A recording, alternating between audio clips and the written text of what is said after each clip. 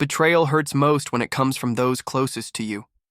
My wife and my best friend, two people I trusted more than anyone, were the last I thought would stab me in the back.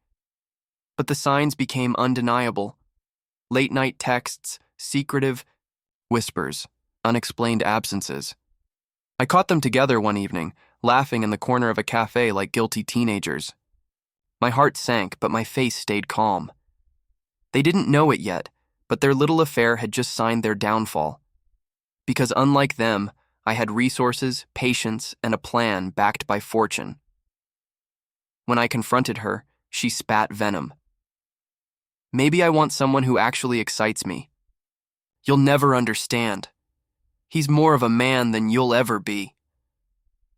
My best friend, the man I had considered a brother, stood behind her with a smug grin. My blood boiled, but I didn't explode. Rage wasn't my weapon. Wealth was. They thought I was just comfortable, living an ordinary life. What they never knew was that my investments, businesses, and inheritance had quietly made me far richer than they could imagine. And soon, I'd use that fortune to erase them both. That night, I pretended to forgive.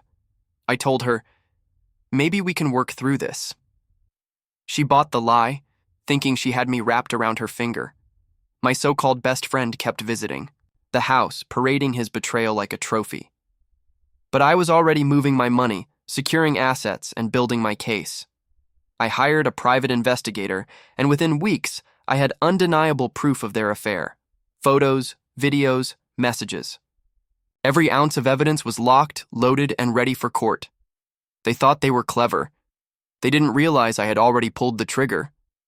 When the time was right, I filed for divorce. My lawyer, one of the best in the state, had every weapon prepared. The prenuptial agreement signed years ago was airtight. Adultery evidence only strengthened my hand. In one swift legal strike, she lost her claim to my fortune, the house, and even alimony. My wife cried in disbelief, screaming, "This isn't fair! I gave you the best years of my life." My lawyer simply slid the evidence across the table. Silence followed. She wasn't just losing me. She was losing everything. And she had no one to blame but herself. As for my best friend, his life unraveled even faster. His wife, armed with the same evidence I provided, filed her own divorce. His reputation in the community collapsed. The man who once bragged about being clever was now unemployed, divorced, and drowning in debt. Meanwhile, I flourished. I expanded my business, traveled the world, and lived freely, untouched by their betrayal. My fortune didn't just protect me, it crushed them. Their affair had cost them their families, their reputations, and their futures. They gambled with betrayal, and I had the money to make sure they lost. Months later, my ex-wife called me. Her voice was weak, trembling. "I made a mistake," she whispered. "We were stupid. Please, can we talk?" I let her speak, let her pour out her regret, her apologies, her excuses. And when she finally asked if we could meet, I replied, coldly, "No, I don't waste time on people who betray me. Enjoy the life you chose." Then I hung up. That silence, the silence of a door closing forever, was worth more than any fortune. She thought I'd chase her. Instead, I erased her. Later heard she was living in a cramped apartment, struggling to pay rent. The man she cheated with? He had abandoned her long ago. She went from sipping champagne in luxury to working late shifts just to survive.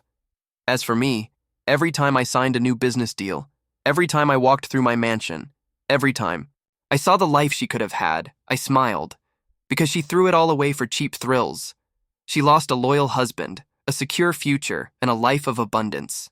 All for nothing. My best friend fared no better. He lost custody of his children, his wife took half of everything, and his career ended when word spread about his affair.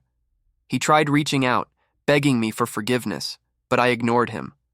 Loyalty once broken can never be restored. And why? Should I pity him? He had betrayed the only friend who ever truly supported him. Now he walks alone, hated by his family and forgotten by everyone who once respected him. Betrayal had turned him into a ghost of his former self. People often ask me if I regret the way I handled things. My answer is always the same. Not for a second. I didn't need violence. I didn't need to scream. My revenge was delivered through silence, wealth, and strategy. They thought love and friendship were games to be played. But I had the resources to ensure they lost, completely and permanently. They taught me the price of betrayal, and I made sure they paid it in full. Now, when I look back, I don't feel pain anymore. I feel gratitude, because their betrayal revealed who they truly were. And it reminded me of who I truly am. A man who doesn't crumble when stabbed in the back. A man who rises higher. My wife's affair with my best friend cost her everything. My revenge, fueled by fortune, was absolute. They lost. I thrived. And in the end, justice wasn't just served, it was paid for in full.